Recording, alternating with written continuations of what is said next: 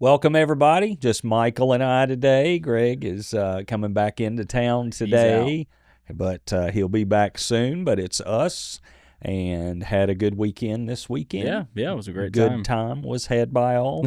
I think so anyway. Everybody seemed pretty happy. Yeah, weather was nice. Yeah, it was raining a little bit, warm, but it little was rain, nice, but which it we was need, warm. so- Yeah, raining today. Yeah, still Yep. raining.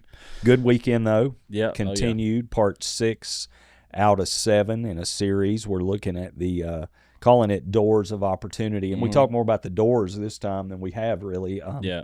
We're in the 6th letter to the church at Philadelphia, and had a good time. We talked a lot about the book of Revelation in general. I've had a lot of Christians over the years tell me they were scared of the book of Revelation, and I think that is so prevalent. You know, people read that book and you hear about heads cut off. Yeah, I can see flying lions with grasshoppers Yeah. and stingers in their tail. You know, interesting thing, there is that being, and I need to go back and brush up on it again. It seems like it was a lion with the body of like a locust or something, and stinger on the tail. I may be incorporating a couple things together in that, Yeah. but I think that's Doesn't about sound what it like is. a fun thing to encounter. You know, somebody said that it could be that those were helicopters. Yeah. I don't know where the lion's head comes from, but you think about the whir of a helicopter blade Yeah. to a first century mind, that might sound like a fluttering of a helicopter, you know, the Yeah. fluttering of a wing. I mean, there's all kind of I think speculations what that could be. helicopters are actually modeled after dragonflies, is what I hear. Huh? You So think about it, they look dra- like them. Dragonflies are the most efficient flyers in the insect Wow. kingdom. There's a little fun fact for you. Odd Didn't know facts that known you'd by get few that. today. But but I think no, Thing you get into when you read things like Revelation and Ezekiel and these Yeah. books where they're all kind of things described that you just can't understand. Mhm. You think about, you're having someone in the first century see things in the future. Yeah. And for one thing, it's seeing things in the future on earth. You know, got a lot of that in the book of Revelation. They're seeing things on earth unfold in the future. So let's just say John had a vision of something in this period of time with a helicopter. How would he have described that? Because Yeah. he's It's not going to interesting. say helicopter. He's going to say this thing looked kind of like this, and he would be using everything of his language. The other thing you run into with Revelation and Ezekiel and some other books is when these guys had these visions of heaven, there's all kinds of things in heaven that's really, I imagine, are really hard to describe from even in our modern times, an earthly perspective. So they're saying it looked like a sea of glass, you know, something like that, for instance. And it's just something beyond our comprehension. Yeah. The Bible does say heaven's going to be something beyond anything that we could imagine. So you don't it helps me understand the language sometimes, that these Yeah. people were seeing things that they had nothing to correlate to in their experience. Yeah. I thought you talked about it early in the message that Revelation isn't there for us just to try and like figure out everything one to one of what everything means exactly. Certainly trying to figure out like when Jesus is coming back or when the new heaven is going to come on earth. Or it's not really meant, or at least it doesn't seem like it's meant for us just to do a bunch of calculations on what year all this is going to happen. But it's more meant to just tell the story of how it's going to end, and that Jesus ultimately ends up in control. You know, Acts chapter 1, the disciples, you know, this is, you know, after Jesus is risen from the dead, and they're like, Jesus, now will you restore Israel to its position, to Yeah. its power? And they're still, before experiencing the upper room, they're still in a way political revolutionaries. That's still in Yeah, their heart. totally. Restore Israel, you know, to its power. And Jesus said something that should put a lot of this to rest. He said, it's not for you to know the times and the seasons the Father's put in his own power. Yeah. There's some things that it's just not for us to know now. And I think date setting really gets into that territory. Yeah. You know, I joked about the book, 88 Reasons Why the Rapture Will Come in 88. You know, that's a real thing. And somebody wrote 89 and 89. And Yeah. people bought both of them, I'm sure. That's not why the book of Revelation is written. Yeah. And it's scary it's tempting when you read it from that standpoint to try to figure out which nation is which and how is this all going to work out. And I'm not for a minute suggesting that study done for that purpose is wrong, because I think there are some emerging of the nations coming together, and you see Israel in the middle of it, and you try to figure out how this is going to unfold. So there's lessons to be learned there. Yeah. But you can get so caught up in the, getting enamored intellectually with the book and trying to create your own system and chart that you miss the real point. And I said this, the book of Revelation is not about the when, it's about the who. Yeah. More than anything. It's about Jesus Christ himself.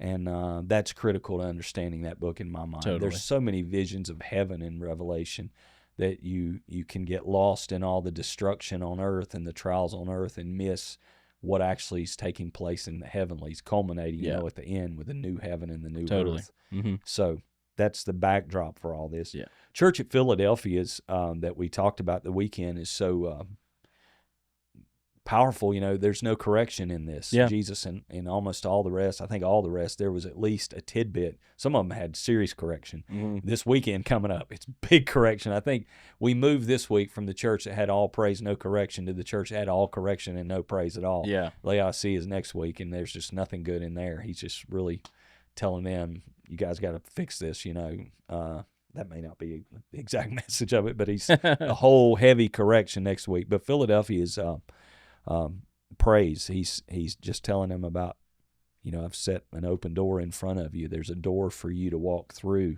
and keep doing what you can with what little strength you have. So we talked about three things, a key, a door, and a pillar. Yep. The key being Jesus' authority over all the earth. Mm-hmm. And that's a critical message that's all throughout the book of Revelation. Jesus is in control of all these things. Yeah. When you see in Revelation the seals being opened, and each of the seals, when they're opened, it's like some really crazy stuff happened each one. Mm-hmm. You got to remember that it's Jesus who had the authority to open those seals one at a time. Yeah. The seals, and then the bowls, and then the trumpets, and all that coming out. Jesus opened each one of those things, and he was the one in authority. So I said this yesterday, that in our chaos, Jesus is in control. Yeah. Yeah, you gave a story about being on a plane and the pilot coming out and saying, this is going to be a real rough ride, but I've done this before and we're going to make it through. Don't panic. We'll make it to your destination on time. And mentioned kind of that in a weird way, even though it was probably the roughest flight you've been on, you felt better on it than even other flights because you'd actually seen the pilot with your own eyes and heard from him himself, rather than just it's almost worse if in that case, it's almost worse if they say nothing and it's just super bumpy and you're like, is everything normal? But hearing from the pilot puts you at ease, knowing that, okay, he knows what we're going through and he's been through it, and he's gonna guide us through it. And it's the same for when we talk about Jesus, because he has been through it. He's the only religion that can say that. Our God is a person who's relates to us on a very personal level because he was one of us. So the idea that he's seen what we've done, he's gone through what we've been through, and he did it successfully, and he's going to get it through us again if we allow him to. I love a talkative pilot myself. When I fly, I want the pilot to talk to us once in a while. Mm-hmm. I've been on planes, and I've been on 95% of the flights I've been on have been smooth sailing, no issues. That one was the roughest one I've been on. I've been on some others that were really bumpy. I remember one I got on, and just what you said, we were going through all these bumps, and at no point did the pilot say anything. Yeah. And I at least want to know, when I hear a voice, it's like, okay, there's a guy up here who kind of knows what we're going through. Yeah. He's not falling asleep up there.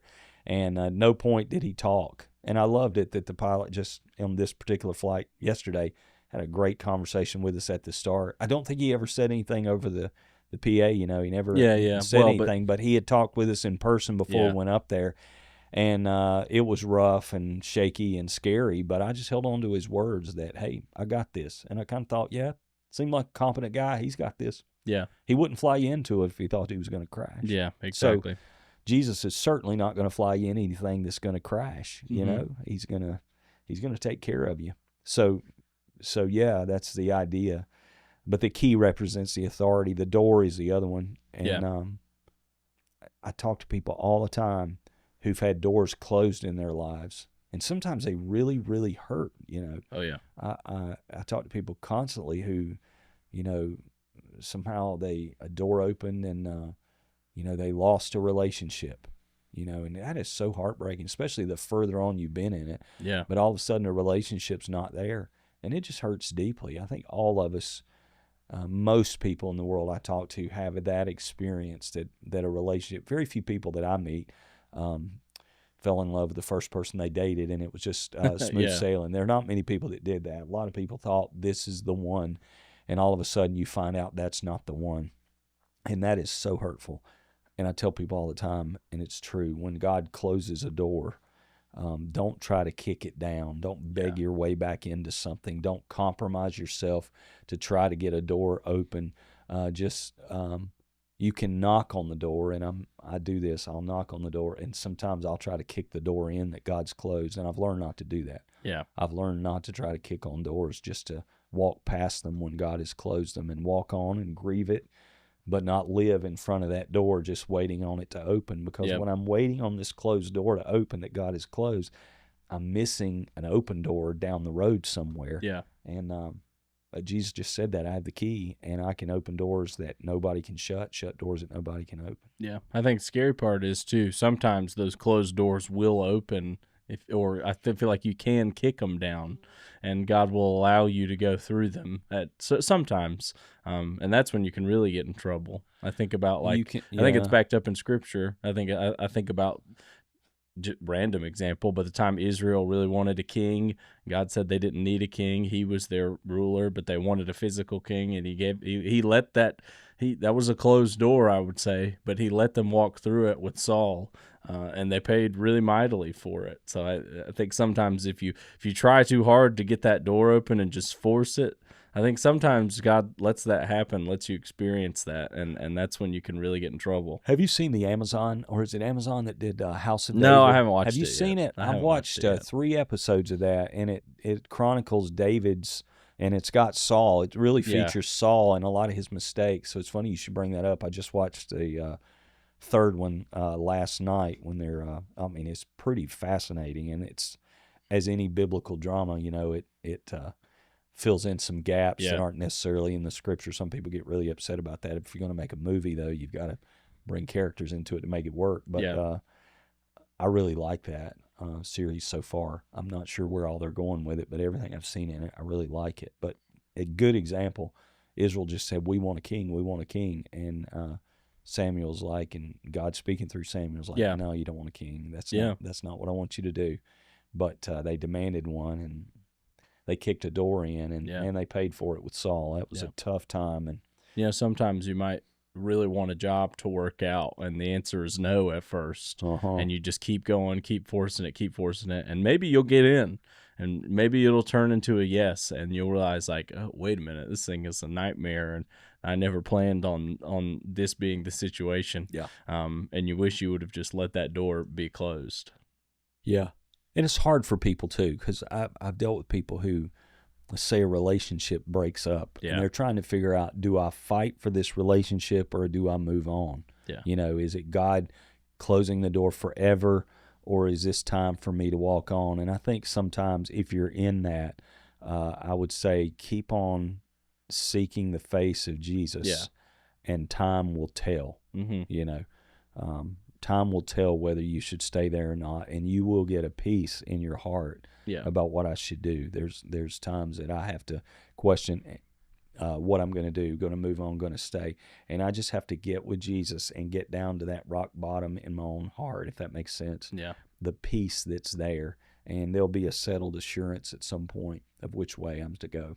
Doesn't always come as fast as I want it to. Oh, totally. No, that's good. I've always felt in big decisions like that. You always, if it's a really prayerfully thought out decision, you always feel more peace about one side than the other generally. Ultimately. And I'm not even going to say like every time it's 100% I'm supposed to do this, but I think it, generally speaking, every kind of really big decision I've had to make, I've had a way more of a peace about one side of it than the other. You're more analytical than I am. We Well, left. I don't know. Oh, good grief. If the listeners Sometimes. don't know, when Michael's going to make a decision, he goes to Yeah. research, Yeah. and we laughed at him and gave him a hard time about how long it took him to buy a car. He was trying to buy Yeah. a car, and I think he looked at every CRV on the East Coast. Yeah. It felt that way. I'm just I am in that sense. Yeah, I'm very Oh, research heavy. gracious.